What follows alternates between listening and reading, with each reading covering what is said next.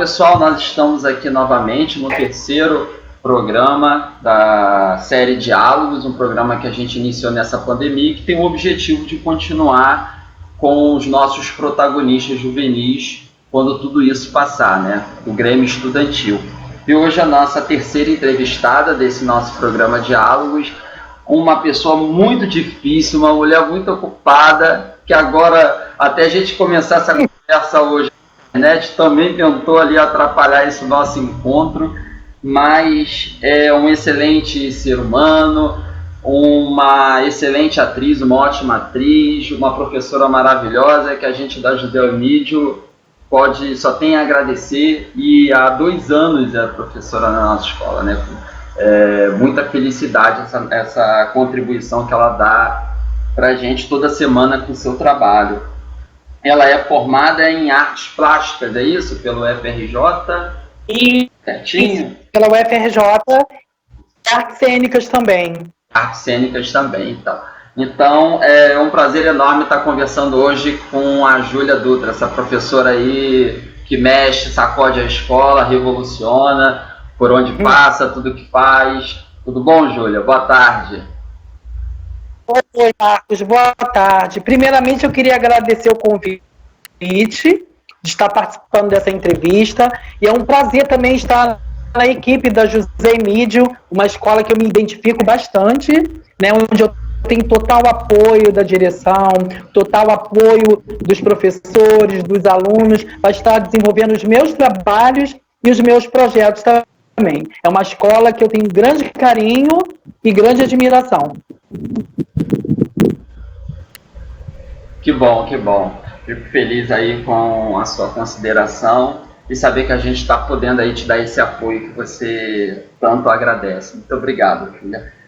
A gente gostaria, nosso papo aqui hoje, falar um pouco sobre suas escolhas, sobre suas ideias nesse momento de pandemia, sobre a arte, né? O fato de você ter escolhido a arte, né? Fazer a faculdade de artes plásticas, fazer arte cênica. Como você encontrou a arte na sua vida? Foi assim, você nunca imaginou que faria uma faculdade de artes e de repente acordou e falou, não, eu vou fazer artes hoje? Ou você desde criança já via que seria artista e que faria uma faculdade relacionada ao tema, ao assunto?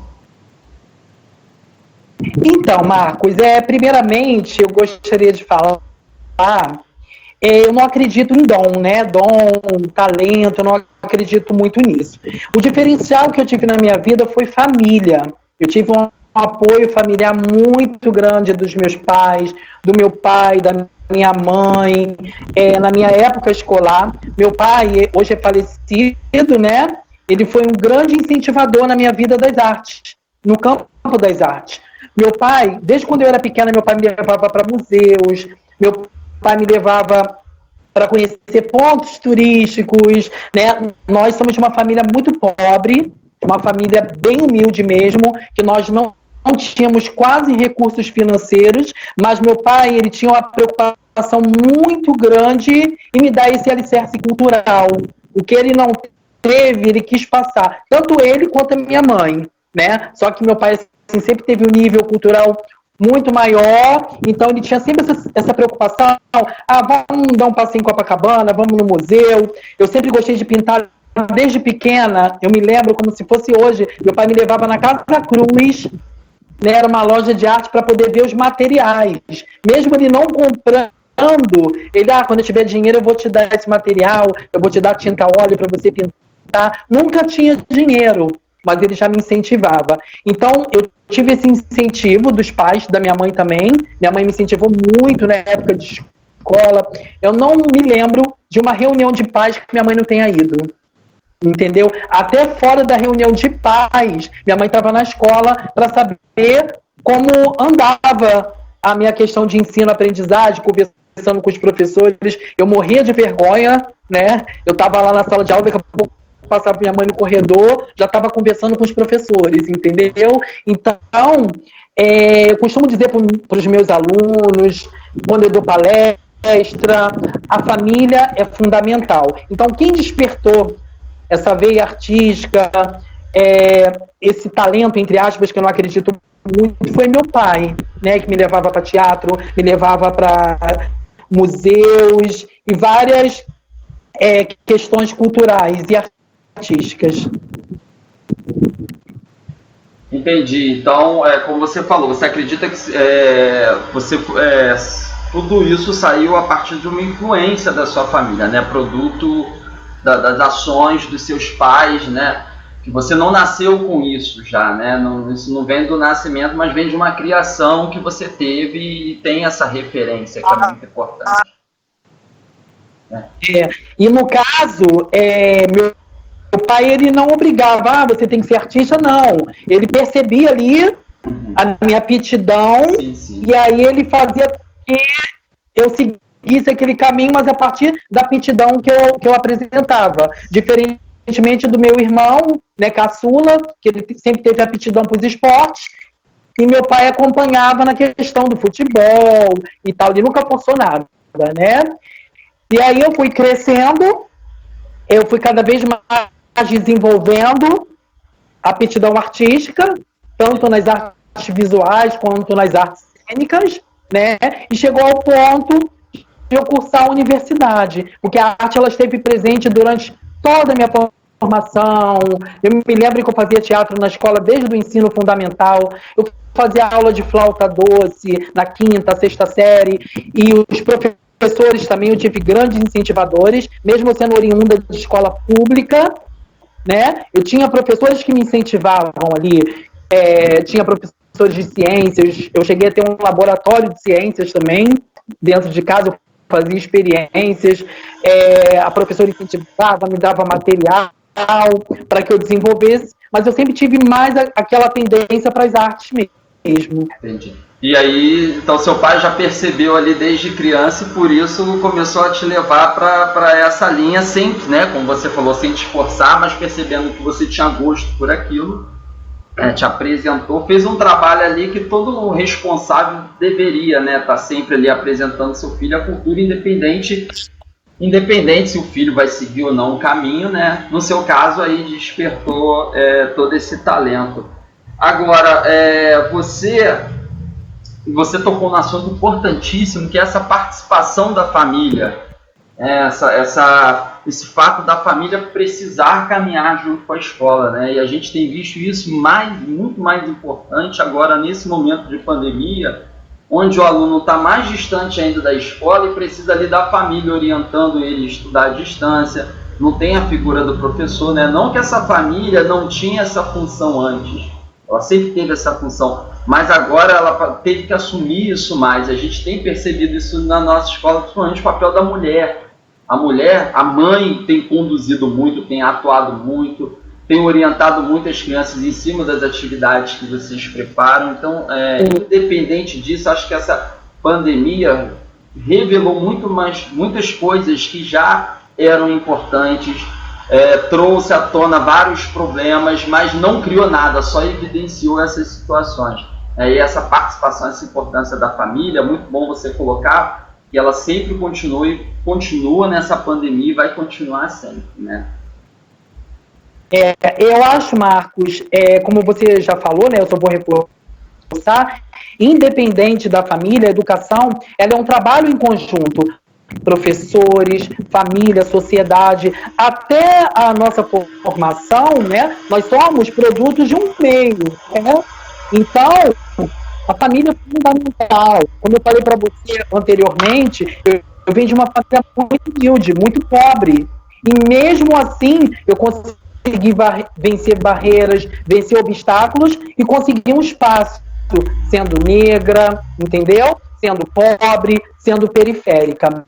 Então a família não adianta, é fundamental. O trabalho educacional ele não termina na escola, né? E nesse período de pandemia, mais ainda, eu acho que está fazendo que os pais possam rever as suas funções, os seus objetivos e reaprender também, que muitos pais, eu acho que nesse momento está reaprendendo, né? E percebeu o quanto também o professor, a escola é importante, né? Porque a sua obrigação, a sua tarefa aumentou. Então, ver que o trabalho do professor é muito importante também, né? Acho que essa pandemia ajudou nesse sentido de e trazer essa percepção para os responsáveis do tamanho que é o trabalho do professor de dar conta de tantos alunos ao mesmo tempo, se até para ele dar conta de um filho, enfim. Mas, enfim, aquilo que você falou, é um trabalho conjunto, né? É muito importante, essa pandemia está mostrando isso. Agora, nessa pandemia, você criou o canal, né? A gente está acostumado a ver muito dos seus trabalhos pessoalmente, suas inovações dentro da escola, suas feiras, exposições, suas atividades. Porém, essa pandemia tirou um pouco da gente desse contato social, né? Dessa coisa, desse calor humano. E você, claro, não ficou para trás, se adaptou ao momento que a gente está vivendo e criou um canal. A criação desse canal, nesse momento da pandemia, tem alguma relação com a pandemia, com a quarentena? Foi coincidência? Você já tinha esse objetivo? De que forma também, depois que você responder isso, a arte pode ajudar a gente nesse momento também de isolamento? Então, Marco, o canal Arte com a Júlia é um projeto antigo que eu tenho, até a pedido dos alunos mesmo. Os alunos sempre pediam, professora, faz um canal para a gente poder divulgar, para a gente poder aprender mais coisas. Só que você sabe, com a vida que nós levamos dentro da sala de aula, a gente não tem quase tempo, né? Eu trabalho hoje em 3 escolas, 2 municipais e uma estadual. Trabalho de manhã, tarde e à noite. E eu não tinha tempo de estar desenvolvendo este canal, colocando esse projeto antigo em prática. Então, eu acho que a pandemia ela foi muito propícia a isso, né? A eu desenvolver, colocar em prática esse projeto antigo que eu já tinha. E a pandemia também, se a gente for ver pelo lado positivo, ela está despertando potencialidades das pessoas, né? As pessoas estão aprendendo coisas novas, as pessoas estão despertando habilidades, as pessoas estão refletindo mais sobre suas missões, sobre seus objetivos. Essa pandemia, apesar de todas as tragédias, né, de todas as situações negativas, eu tive na minha família 2 pessoas hospitalizadas, né, mas teve muitas coisas positivas. O meu canal tem outras conquistas pessoais também, né, até pela questão mesmo do tempo, que hoje nós temos mais tempo para poder estar desenvolvendo projetos, pensando mais. Entendi. E aí, nesse sentido, o canal, você acha que a arte pode servir como uma terapia, como uma forma de fuga desse sofrimento que as pessoas estão vivendo nesse momento, né? Aumento da depressão, enfim, o que você pode reforçar sobre isso? Da solidão. Então, Marcos, quando a gente está trabalhando com a arte, seja ela qual linguagem for, artes cênicas, visuais, música, nós estamos trabalhando com o lado direito do cérebro. E, consequentemente, nós estamos desenvolvendo competências específicas que ajudam na formação do ser humano, né? Além da questão cognitiva, além do conteúdo que a arte possui também, a arte ela possui competências que ajudam na questão do estresse, na questão da depressão, na questão do relaxamento. Quando você trabalha diretamente o lado direito do cérebro, eu observo isso muito nos meus alunos, você pode observar que o jovem ou a criança, ela fica ali compenetrada, ela é como se ela estivesse transcendendo em outro nível de consciência mesmo. Isso aí é muito útil para esse momento que nós estamos vivendo, de estresse, de incerteza, de depressões, de adoecimento. A arte, além de todas essas competências, a arte também ela é uma terapia. Ótimo. E vejo, né, o seu canal você já fez tudo quanto é tipo de artesanato, até culinária, né? Dentro do mesmo folclore, vi que você fez também acho que foi cocada, não foi? Pé de moleque. Pé de moleque, enfim. Você fez... Trabalhando a questão do folclore. Isso, exatamente. E você está inovando sempre, porém, independente do tipo de artesanato, né? Seja utilizando tecido, seja utilizando objetos recicláveis, seja ensinando a cozinhar, enfim, algo típico da culinária, você está sempre trabalhando as questões das minorias. Por que você sempre traz esse assunto junto com todo esse trabalho de habilidade manual, que está trazendo, ocupando a cabeça de muitas pessoas, enfim, desse período de quarentena, você traz esse tipo de assunto, essas questões para o debate, para reflexão. Por quê? Desses grupos ditos minorias?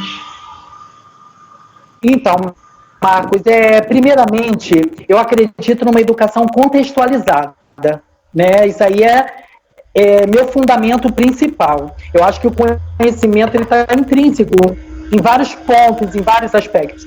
Nada é isolado, né? Então, quando eu trabalho um ponto de artes ou um conteúdo, eu contextualizo com a história da arte, eu contextualizo com a história, eu contextualizo com o fazer artístico e contextualizo com a sociedade também.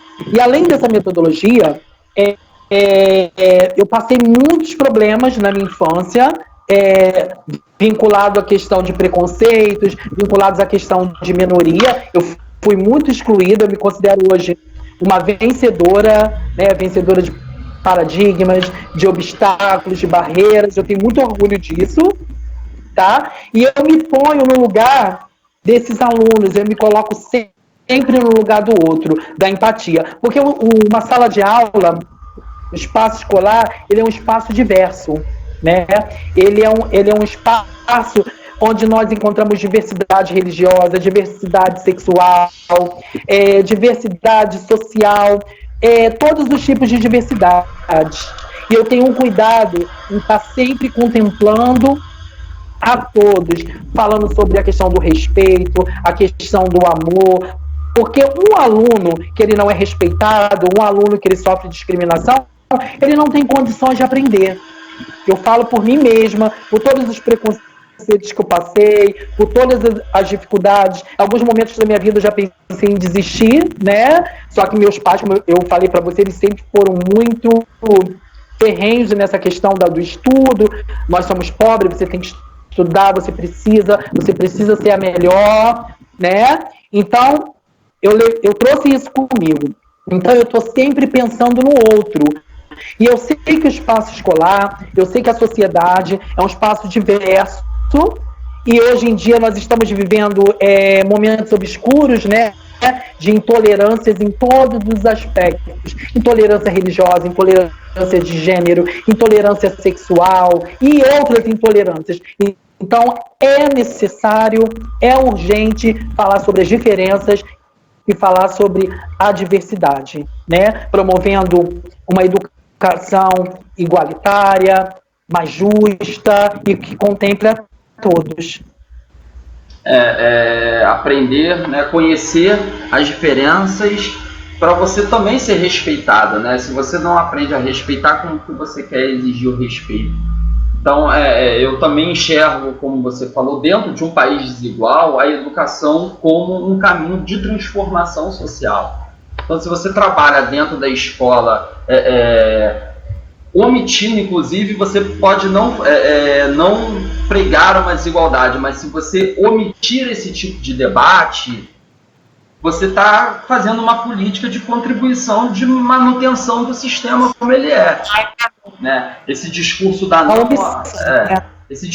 neutralidade ele não existe. Então, você omitir o debate, você está servindo a alguém. Né? E a escola, para manter um país desigual como ele não é escola, não é isso? Então, acho que esse seu discurso, ele liga perfeitamente, primeiro, com a clientela que a gente atende, em geral, que é o aluno da escola pública, que aí você já tem a questão de poder aquisitivo, de classe social, já aí, um aluno que muitas vezes não tem perspectiva de crescimento, né, na vida, de ser alguém, junto com essas questões de raça, gênero, né, a questão indígena, a questão da mulher, enfim,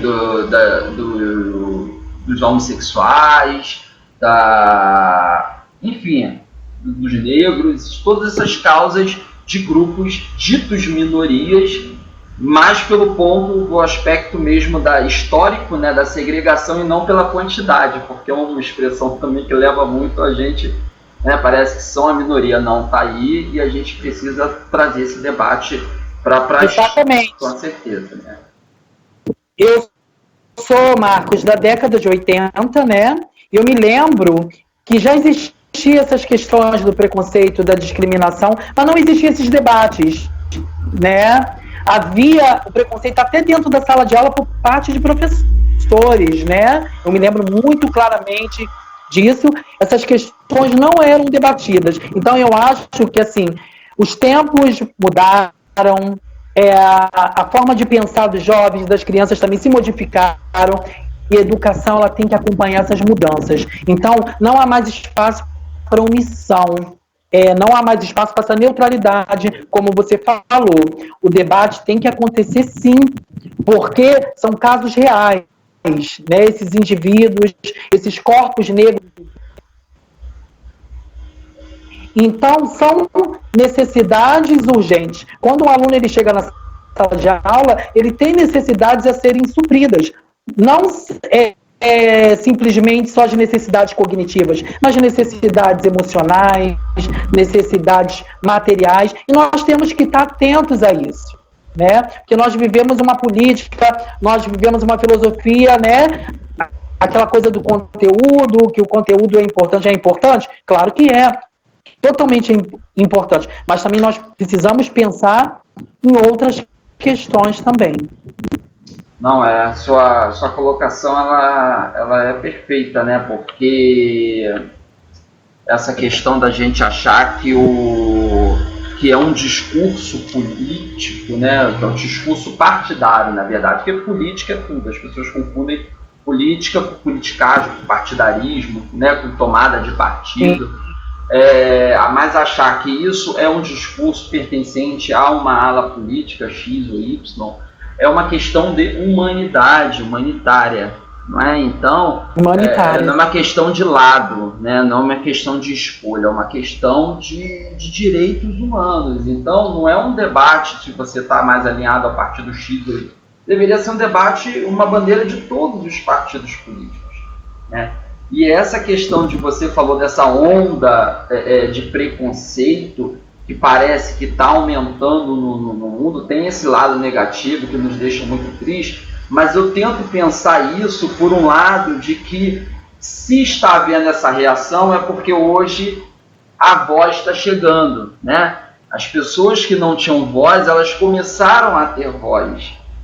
Então essa reação que incomoda essa parte dessa sociedade aí preconceituosa é justamente uma consequência dessa voz que antes não havia e que agora está tendo longe, obviamente, muito longe do ideal, afinal são séculos de construção de desigualdade, de segregação, mas essa voz está acontecendo e essa reação intolerante, ela vem, mas ela não vai vencer, com certeza.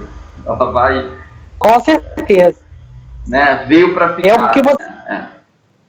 É o que você disse, né? É uma construção sólida que em doses homeopáticas nós vamos desconstruindo, né? E principalmente através de uma educação fundamentada nos direitos humanos, uma educação fundamentada na igualdade e na diversidade também. Exatamente. Não existe democracia. Democracia não é só voto direto, né? Democracia é algo muito mais amplo. A inclusão social, não existe democracia sem inclusão social, não existe democracia com racismo, com desigualdade, enfim. Né? Democracia vai muito além daquela simples definição que está no dicionário. É isso. Com certeza. Agora, na nossa festa da cultura, foi ano passado, né? Foi um evento assim, maravilhoso, que teve uma participação inclusive muito grande dos seus trabalhos em relação à questão da cultura africana, indígena, afro-brasileira, indígena, nordestina. Enfim, você teve uma participação muito importante naquela festa da cultura você encontrou um pouco resistência dos nossos alunos sobre esse tipo de tema, de danças típicas dessas culturas que historicamente foram segregadas até do currículo na educação nacional, né? O que acontece é muito complexo essa questão, Marcos. Por quê? Hoje em dia há uma valorização muito grande da cultura de massa, né? Essa cultura descartável, essa cultura voltada para aquisição de bens, de dinheiro, essa cultura capitalista. E a nossa cultura brasileira, o nosso folclore, que é tão rico, né? Ele não é tão valorizado, ele é repleto de preconceitos, justamente por causa da matriz, né? Nós sabemos que o nosso folclore ele é formado basicamente pela matriz africana, pelos índios, uma influência portuguesa também, mas existe uma resistência, sim, muito grande, mas é justamente o que os alunos veem, o que os alunos ouvem em casa, né? Essa semana mesmo eu passei uma situação de preconceito muito engraçada mesmo, para a gente poder ver como a sociedade está um pouco alienada, né? Parece que tem um véu tampando. Eu estou com pedreiros na minha casa, né? E aí, não sei, surgiu um assunto e eles perguntaram se eu era do candomblé. Ah, eu já irônica, né? Que eu falei, já vem preconceito por aí. Não há problema nenhum se eu fosse candomblessista. Ah, não, porque você está com uma tatuagem no braço. Eu falei, mas isso aqui são letras japonesas, né? Letras japonesas. Ele achou que fosse letras de marcações, né? Aquelas instruções. Ele não perguntou se era da macumba, não? Não foi da macumba, não? Perguntou candomblé? Termos, exatamente. Aí quando eu falei que era a letra japonesa, ele, mas você se veste igual. Eu falei, não, esse é o meu estilo, né? Então, isso mostra como muitos brasileiros ainda não têm o acesso, ainda não têm o conhecimento, vivem nessa onda mesmo de ignorância. Eu já cansei de levar para a sala de aula em coco, maracatu, isso é macumba, professora. Não, aí você tem que desconstruir tudo aquilo, você explicar para poder haver uma reconstrução desse conhecimento. Mas, infelizmente, né, que eu não quero entrar nessa questão, politicamente está havendo uma alienação e uma desconstrução mesmo de nossos valores culturais, do nosso patrimônio e por aí vai, né? A resistência sempre acontece, mas quando eles passam a conhecer a história, eu chego para eles e falo que a macumba não é uma religião, é um instrumento musical, eles ficam um pouquinho abertos, né? Ficam até espantados. Sério, professora? Nossa! Mas muitas das vezes esses alunos eles reproduzem o que eles ouvem e veem em casa, né? Porque ninguém nasce preconceituoso. As pessoas adquirem, né, essa característica, reproduzem justamente pelo aquilo que elas veem, né? E presenciam.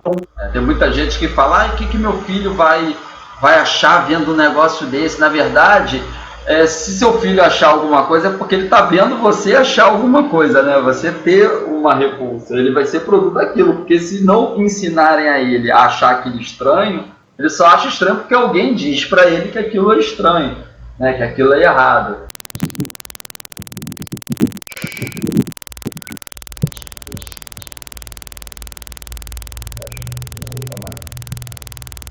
Porque eu, enquanto professor de história, eu também escuto isso. Tudo que é estranho é macumba, né? Às vezes você está dando aula de islamismo, o aluno já fala, é macumba. Então, eu acho também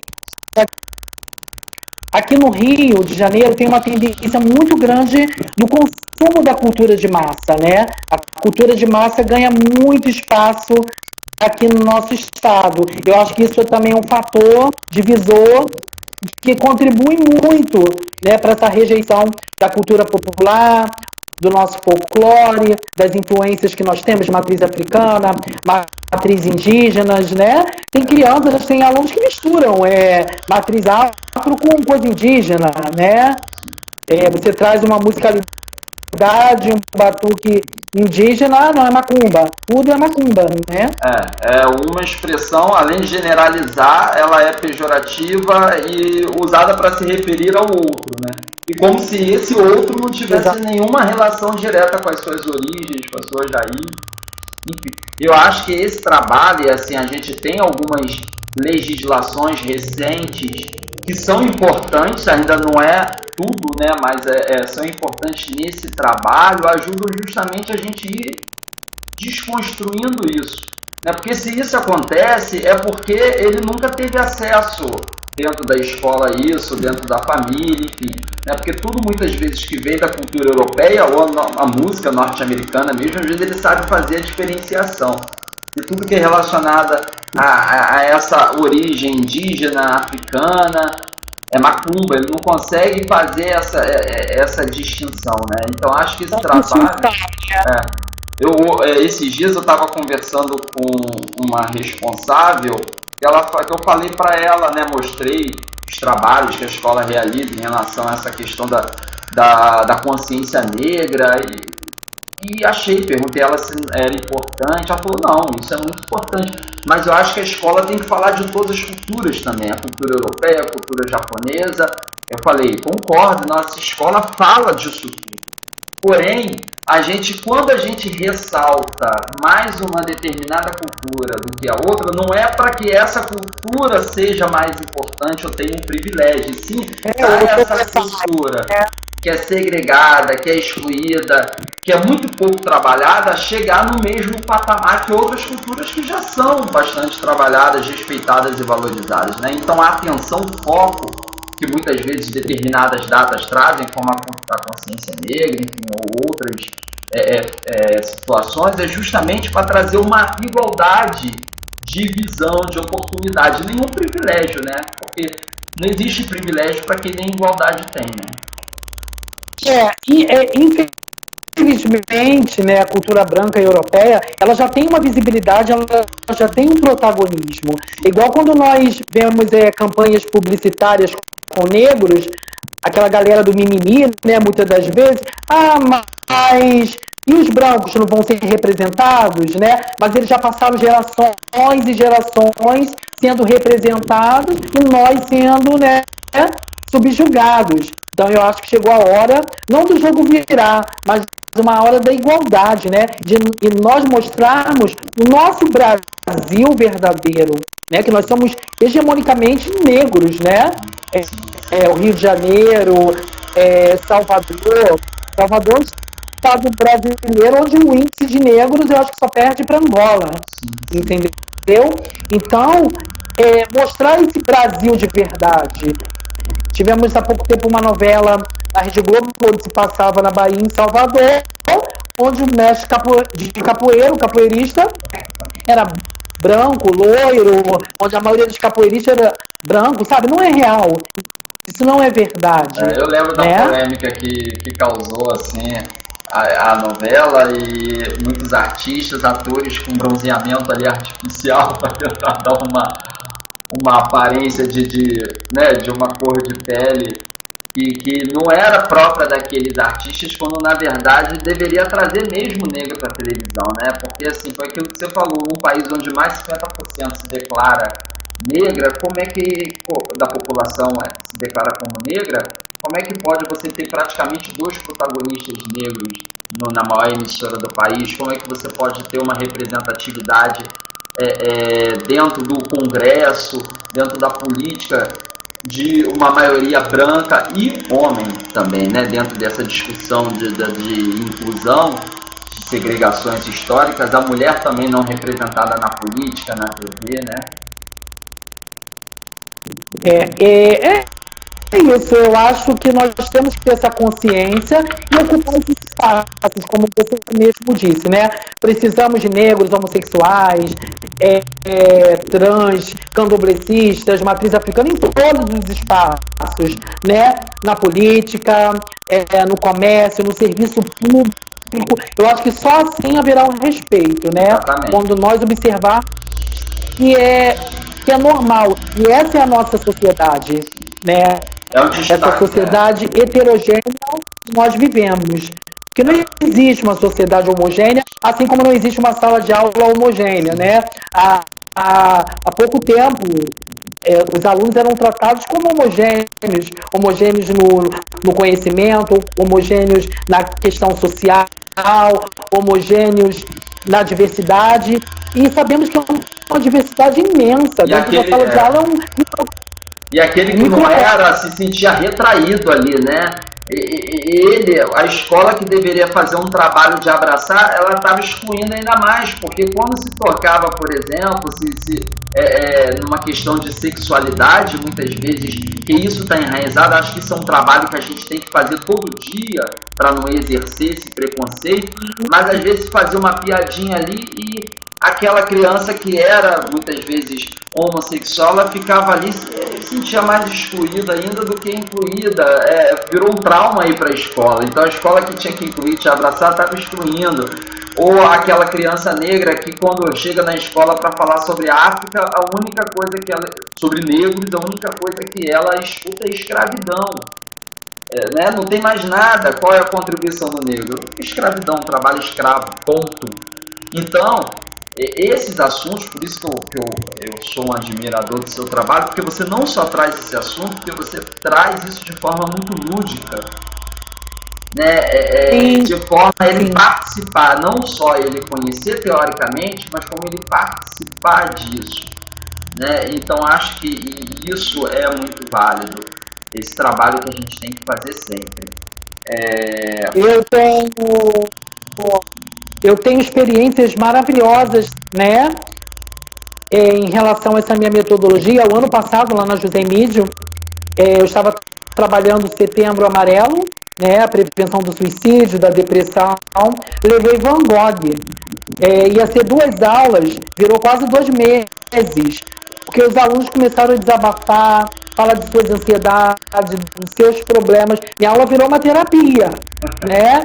E eu não tenho aquela não, tem que acabar esse conteúdo. Não, eu dou vazão àquilo. Se está surgindo, se está fluindo, é porque aquilo é urgente e é necessário. A gente lembra Eu sou muito maleável com questão. E foi um trabalho maravilhoso, porque você, lembrando, a gente está, né, no setembro agora, Setembro Amarelo. Setembro Amarelo, e isso deve ser ainda mais urgente agora nessa pandemia. Imagino como as pessoas, né, a cabeça de muita gente deve estar aí. E você fez uma exposição lá de camisas, eles fizeram a arte, foi aquilo, eles fizeram a arte, o artesanato, mas junto trouxe um tema, um debate, uma discussão importantíssima, urgentíssima para ontem, né? Eu tinha uma aluna do 9º ano que ela estava com problema de autoestima por ser negra e pelo cabelo dela, sabe? Ela expôs isso na sala de aula. Ela teve essa coragem, ela chorou muito e ela se sentia muito inferiorizada pelo cabelo e pelo padrão estético que a gente sabe que é imposto pela nossa sociedade, né? Esse padrão hegemônico branco, né? Então ela sofria muito. E naquele momento ali que eu levei essa discussão, né, sobre a depressão, sobre o suicídio, ela desabafou, né? Ela colocou para fora. Então foi um momento ali de catarse, foi um momento de cura, né? Eu sou muito grata pela minha profissão, pela minha metodologia, por eu ter um olhar diferenciado, né? Porque eu acho que isso também não é uma competência só de artes. Eu acho que todas as disciplinas teriam condições de fazer um trabalho diferenciado pensando no ser humano como um todo.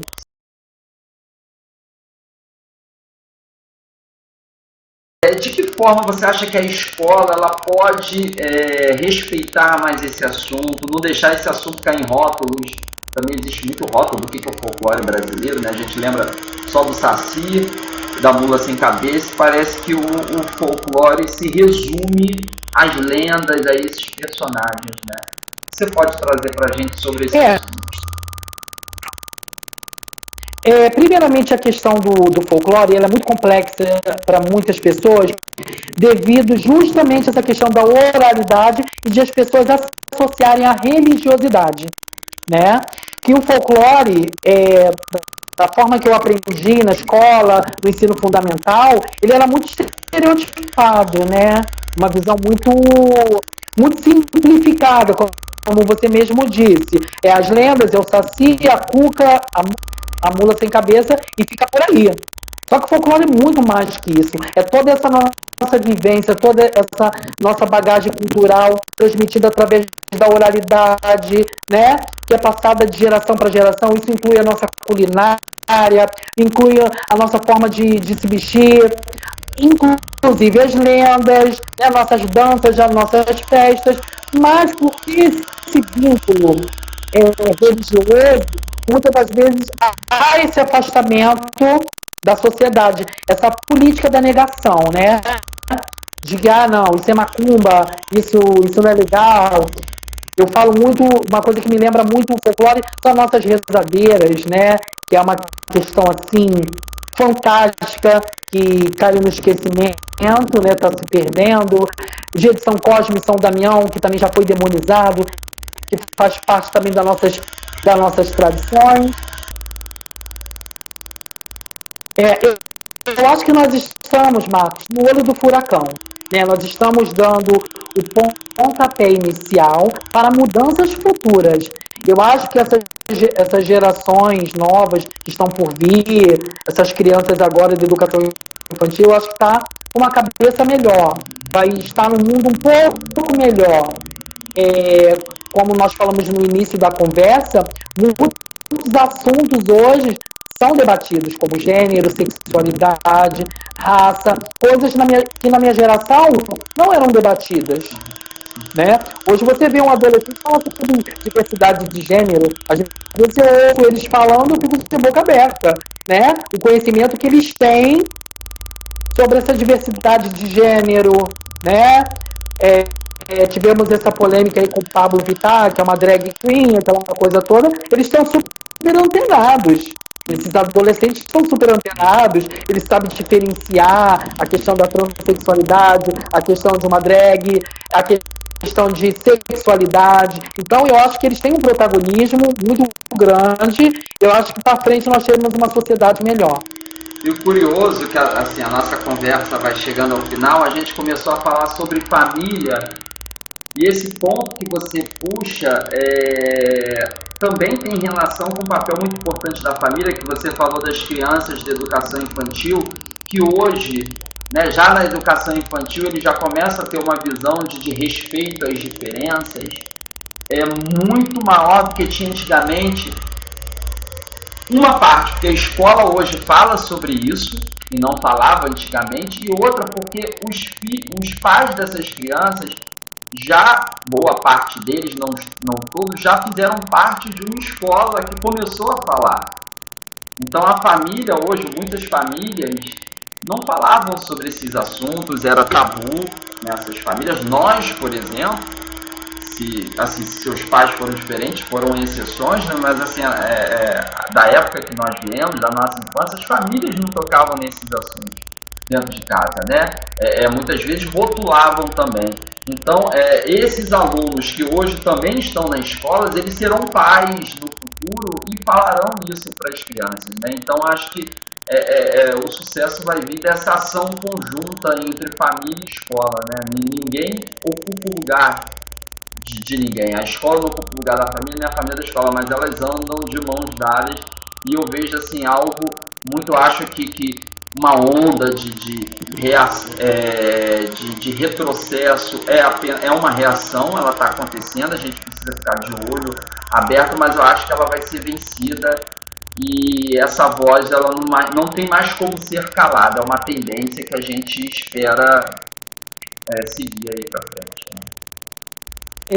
Exatamente. Eu tenho uma referência na minha família, né, que é minha sobrinha, minha filhada, que ela tem 5 aninhos, ela tem uma cabeça super boa. Ela chega, né, titia, não existe brinquedo de menino e menina, né? Cada um brinca com o que quer. Fala, isso aí, Alice, né? É a nossa atriz do canal. Quem quer conhecê-la, pode ver o trabalho em conjunto com a professora Júlia no canal, né? Uma graça, Alice. A cabeça ótima, uma abertura, mas também aquela coisa, são os pais, né? A mãe dela ensina essa questão da diversidade, explica que menino brinca com o que quiser, menina brinca com aquilo que quiser, diferentemente da nossa geração. Eu sou da década de 80, né? Então, como você falou, ainda existia muitos tabus. Por mais que eu tenha toda essa gratidão aos meus pais, né? Quanto à cultura, quanto aos estudos, mas existiam esses tabus também, né? Esse lado negativo aí também. Mas fazia parte de um momento, né? Nunca de uma que, época. que nos últimos vídeos já tem a participação também, né, do recurso ali da linguagem de sinais também, muito interessante, também ajudou, veio enriquecer. Está dando aí um trabalho para você editar esses vídeos, mas você pode ter certeza que tudo isso está valendo a pena, é um retorno maravilhoso, não só para você, mas também um presente que você está dando para nós enquanto sociedade. Eu agradeço aí, né? Eu queria elogiar mais uma vez a José Emídio, né? Até porque eu acho que é uma escola que se preocupa com essa questão da diversidade, se preocupa com o ensino de qualidade.